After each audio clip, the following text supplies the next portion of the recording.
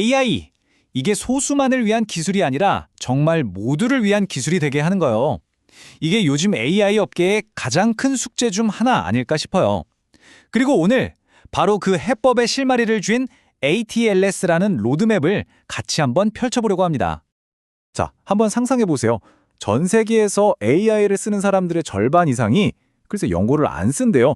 이 숫자 하나만 딱 봐도 야, 이거 우리가 풀어야 할 문제가 정말 만만치 않구나 하는 게 확 와닿지 않으세요? 근데 바로 여기서 이런 의문이 들죠. 아니, 왜 대부분의 AI 연구는 영어에만 이렇게 쏠려 있을까요?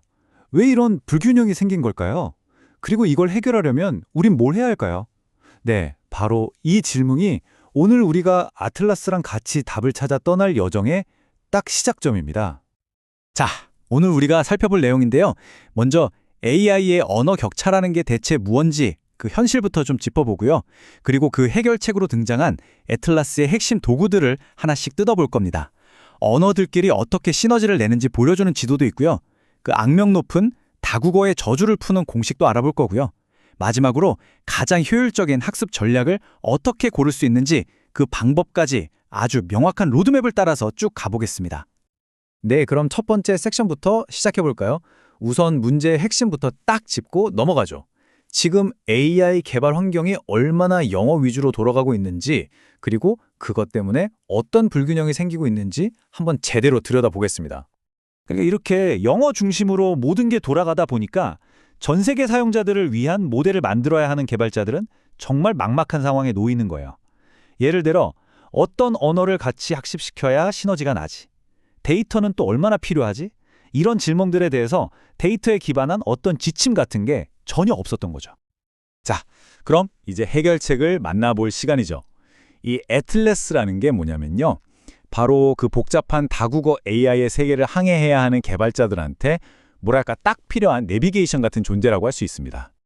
에이틀레스는요, 그냥 나온 이론이 아니에요. 무려 774번이 넘는 엄청난 규모의 실제 훈련을 돌려보고 얻은 데이터를 기반으로 한 거거든요. 그러니까 더 나은 다국어 모델을 만들 수 있는 아주 실용적인 규칙들의 집합인 거죠. 핵심은 막연한 감이 아니라 철저하게 데이터로 말한다는 점입니다. 그래서 이 ATLS가 뭘 제공하느냐? 크게 세 가지입니다. 첫째, 어떤 언어들끼리 시너지가 나는지 알려주는 지도가 있고요. 둘째, 모델이랑 데이터를 어떻게 확장해야 하는지에 대한 규칙을 알려줘요. 마지막으로 아예 처음부터 훈련시킬지 아니면 기존 모델을 파인튜닝할지 이걸 결정하는 가이드라인까지 제공합니다. 거의 완벽한 툴킷이죠? 자, 지금부터 하나씩 이게 어떻게 작동하는지 자세히 한번 파헤쳐 보겠습니다. 좋습니다. 애틀라스 툴킷의 첫 번째 도구부터 한번 볼까요? 바로 언어 시너지 맵입니다. 이게 개발자들의 고민을 어떻게 덜어주는지 한번 직접 보시죠. 모델을 훈련시키기 전에 모든 개발자가 진짜 머리 싸매고 고민하는 게 있잖아요. 대체 어떤 언어들을 같이 묶어야 최고의 결과가 나올까? 지금까지는요, 대부분 그냥 감에 의존할 수밖에 없었어요. 자, 바로 이 표가 그 질문에 대한 애틀러스의 대답입니다. 진짜 흥미로운 게 뭐냐면요. 지금 보시는 것처럼 어떤 언어들이 서로에게 좋은 영향, 그러니까 시너지를 주는지 붉은색 또는 오히려 방해가 되는지 푸른색을 그냥 한눈에 딱 보여준다는 거예요. 덕분에 예전에는 인도네시아어 데이터가 부족하니까 비슷한 말레이어를 넣어볼까? 이렇게 막연하게 추측했다면 이제는 데이터를 보니까 말레이어가 인도네시아어 성능을 올리는데 가장 큰 도움이 되네. 이렇게 확실한 전략적 선택을 할 수 있게 되는 거죠. 이 지도를 보면 정말 재미있는 사실들을 많이 알 수 있는데요. 예를 들어 스웨덴어가 노르웨이어 학습에 도움이 된다. 이런 건 우리 직관이랑도 딱 맞잖아요. 근데 여기서 더 나아가서 아주 중요한 원리를 알려줍니다. 바로 같은 문자, 예를 들어 알파벳을 쓴다거나 아니면 어족이 비슷한 게 엄청나게 중요하다는 거예요. 왜냐하면 모델이 글자 모형이나 비슷한 문법 구조에 대한 지식을 다른 언어 배울 때 재사용할 수 있거든요. 이게 바로 시너지의 비밀인 거죠. 그런데 여기서 정말 중요한 통찰이 하나 나옵니다. 이 언어들 간의 도움이요, 항상 공평하게 서로 주고받는 게 아니라는 점이에요. 이게 비대칭적 전이라는 건데요. 예를 들어서 데이터가 아주 많은 영어가 스와힐리어 학습에는 엄청 큰 도움이 될 수 있잖아요. 근데 반대로 데이터가 적은 스와힐리어는 영어 성능에 거의 영향을 못 줄 수도 있다는 거죠. 훈련 데이터를 고를 때 그냥 지나치기 쉽지만 사실은 굉장히 결정적인 차이점입니다. 자, 이렇게 언어 조합을 아주 현명하게 선택했다고 칩시다. 그럼 다음 과제는 뭘까요? 바로 성능을 깎아먹지 않으면서 언어 수를 늘리는 방법이에요. 에이틀레스는 이 오래된 숙제에 대해서도 명쾌한 답을 줍니다. 이걸 다국어의 저주라고 부르는데요. 이게 뭐냐면 모델의 용량, 그러니까 머리 크기는 한정되어 있는데 자꾸 새로운 언어를 배우라고 시키면 모든 언어의 성능이 같이 떨어지는 현상이에요. 비유하자면 모델의 한정된 뇌 용량에 세금이 붙는 거랑 똑같아요.